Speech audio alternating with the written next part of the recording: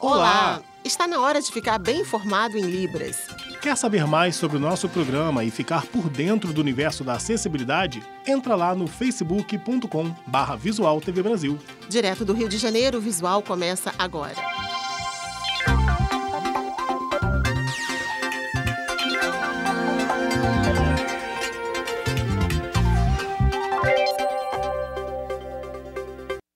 Hoje é comemorado o Dia Nacional do Surdo, uma data importante que relembra a história e luta da comunidade de surdos. E para você conhecer um pouco sobre o universo da pessoa surda, a nossa produção preparou um vídeo especial. O que é o ser surdo para mim? Dois surdos automaticamente sabem onde é este lugar que não precisa de explicação. Existe uma conexão entre seus pares. Compartilhamos de uma mesma experiência de mundo e todo surdo é capaz de localizar este lugar em comum dentro de si. Ser surdo reafirma a nossa capacidade. Hoje o surdo na sociedade pode crescer através do estudo, acessa e conclui o nível superior e tem ocupado diferentes áreas no mercado de trabalho. Temos ocupado mais espaços e, com isso, trazido mais visibilidade para Libras, uma língua tão natural para nós surdos quanto o português para as pessoas ouvintes. Sou surdo e tenho carteira de motorista. Sou universitário, posso fazer viagens sozinho e pretendo ser professor e atuar na educação. A minha língua é a língua brasileira de sinais.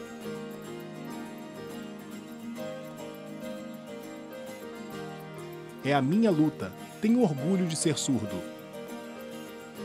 Segundo o IBGE, no Brasil são mais de 9 milhões de pessoas que possuem algum tipo de deficiência auditiva.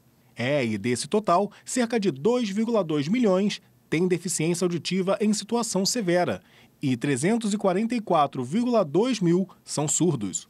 Setembro é um mês de reflexão sobre a inclusão das pessoas surdas na sociedade. E tem até um nome, o Setembro Azul.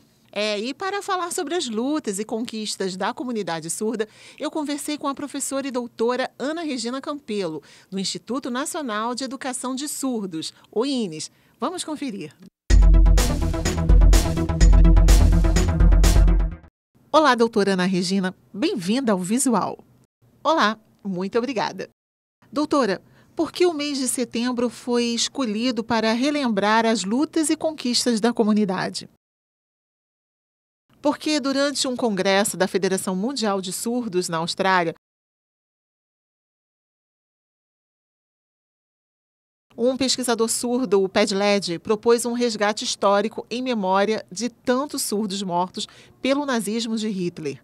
Além do extermínio dos surdos judeus, os demais surdos também foram perseguidos, assim como todas as pessoas com qualquer tipo de deficiência, e também os negros, os gays. Hitler não suportava estes grupos. A ordem era colocar uma faixa azul na manga das camisas dos surdos antes de matar a todos. Padled foi quem fez esta descoberta em sua pesquisa. Então, a ideia foi criar uma homenagem em memória destes surdos que foram assassinados pelo simples fato de serem surdos como nós. A partir dali, ficou acordado que o mês de setembro seria um mês azul, para lembrar e contar essa história para gerações futuras, para que crianças surdas soubessem disso e assim por diante. E o que representa o Setembro Azul para os surdos? Bom, azul era a cor da faixa que os surdos tinham que usar no braço. Azul era a marca da surdez. Eu acho que tem um significado muito importante. Nós temos história para contar. Temos que fazer esse resgate para provar que as línguas de sinais não podem ser extintas. As línguas de sinais sempre existiram simultaneamente com os surdos. É dar valor aos surdos que viveram antes, que já nos deixaram, e também planejar o futuro das nossas crianças surdas, para que elas tenham acesso à educação, depois ao mercado de trabalho. Só assim, a vida dos surdos na sociedade será melhor do que antes. Qual a principal conquista que a comunidade hoje pode comemorar?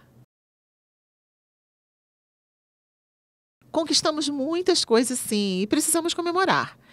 Se houver mais respeito, o surdo pode conquistar muito mais. Se seguirem todas as leis que já existem hoje no papel e que são fruto dos movimentos de luta, se na prática correr tudo conforme o que está descrito em lei, teremos grandes avanços pela frente.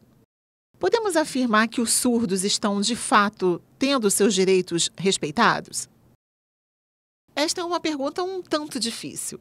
De fato, a sociedade ainda não está pronta para entender o surdo. Existem algumas barreiras.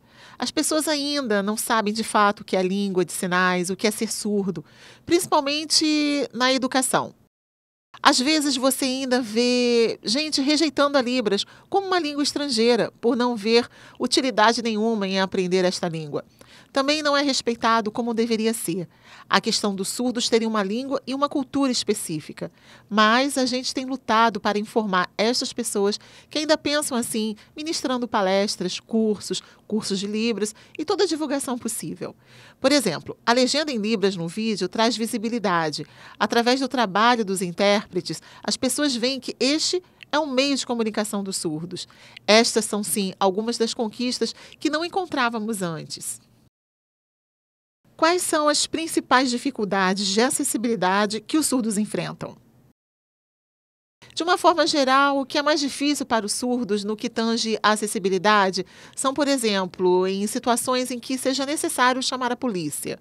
O surdo não pode fazer ligações. Se a polícia do Rio de Janeiro oferecesse o serviço de chamadas por aplicativos de mensagens, seria ótimo. Falta acessibilidade nos hospitais. E como faz falta? É como se toda a oferta de intérpretes estivesse somente voltada para a educação. A acessibilidade em Libras na educação é fundamental, sim, para o processo de aquisição de conhecimento do aluno surdo, mas ainda falta acessibilidade também nos hospitais. A família que for levar seu filho surdo a qualquer hospital não encontrará intérpretes lá. O problema é o mesmo se o surdo quiser, por exemplo, chamar os bombeiros, contactar a polícia. Existem estas barreiras. Alguns estados até criaram centrais de intérpretes de Libras, mas não funcionam. Falando em acessibilidade, ainda existem sim algumas barreiras que precisam ser quebradas. A senhora pode fazer um balanço como era a situação do surdo brasileiro antes e depois da oficialização da Lei de Libras? Antes da Lei de Libras, nós já usávamos essa língua no cotidiano, mas existia uma grande barreira que não nos permitia ingressar no ensino superior. Surdos não podiam fazer mestrado e nem doutorado. A partir desta lei, os surdos passaram a ocupar estes espaços porque a todos nós foi garantido o direito de ter intérpretes de Libras, ou seja, alcançando assim a acessibilidade. Se fizermos uma comparação do antes e depois, o número de surdos no ensino superior de fato disparou. A Lei de Libras trouxe visibilidade e mais respeito das pessoas de fora da comunidade e também fez crescer o número de pesquisas. Já tem muitos surdos pesquisadores. Isso tudo para mostrar que na área da surdez as pessoas vão encontrar muita produção e é possível estudar mais para continuar produzindo material acadêmico para a sociedade. A senhora é doutora em educação. Qual foi o seu principal desafio durante toda essa trajetória?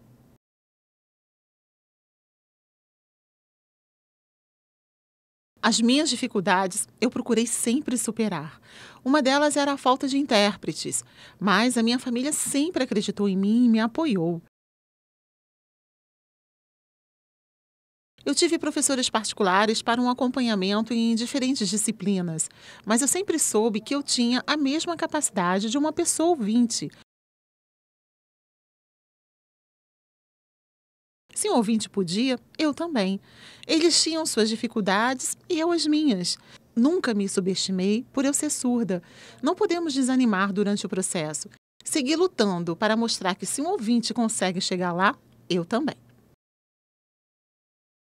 Atualmente, qual é a principal reivindicação dos surdos brasileiros?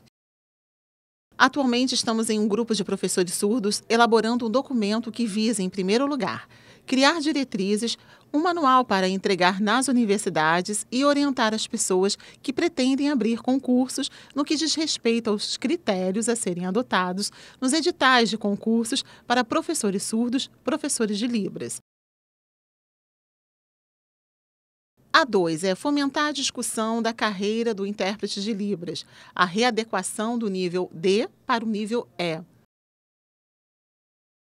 E a terceira é difundir que o candidato surdo sempre tem a prioridade de vagas em qualquer concurso, respeitando a posição dele como nativo para o ensino de Libras em concordância com as estratégias 4.7 e 4.13 da Meta 4 do Plano Nacional de Educação, PNE, onde é mencionada a prioridade de professores surdos e nativos para o ensino da Libras. Caso não tenha a oferta deste professor para o espaço, que seja colocado um professor ouvinte com formação adequada para o cargo. Esta é a reivindicação deste nosso grupo de professores, mestres e doutores surdos, neste momento, aqui no Brasil. O que significa ser surdo para você? O ser surdo significa que eu sou capaz. Eu não vivo a partir da audição que me falta. Eu posso usar meus olhos, minhas mãos. Eu posso me comunicar assim. Eu tenho a minha cultura e a minha identidade. Eu sou surda e tenho a minha língua. E eu posso mostrar para todo mundo que eu sou surda com muito orgulho. E para a gente encerrar, a senhora pode deixar uma mensagem para a comunidade de surdos? Bom, eu gostaria de pedir a todos os surdos neste momento, o Dia Nacional dos Surdos, um dia tão especial, que tenham orgulho pelo fato de você ser surdo. Você não pode desanimar, mesmo que insistam em te enxergar a partir da perda da audição. Tenha orgulho de ser surdo. Mostre do que você é capaz.